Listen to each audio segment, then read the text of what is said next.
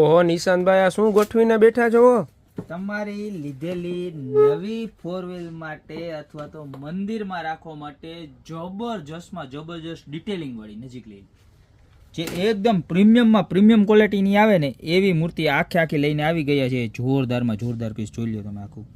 બજરંગબલી દાદા કાંઈ ઘટે કાંઈ નો ઘટ્યો. કારમાં રાખવા માટે તો ધી બેસ્ટ છે, પણ મંદિરમાં રાખવા માટે પણ ધી બેસ્ટ છે. ખાલી 199 બે નાના પીસ મળી જવાના છે. એનું ડિટેલિંગ જોવો તમે, જોરદારમાં જોરદાર. જો અંદર રામ ભગવાન પણ છો, અંદર રામલલ્લા છે, ત્રિશૂળ છે, બધું વ્યવસ્થિત બતાવજો.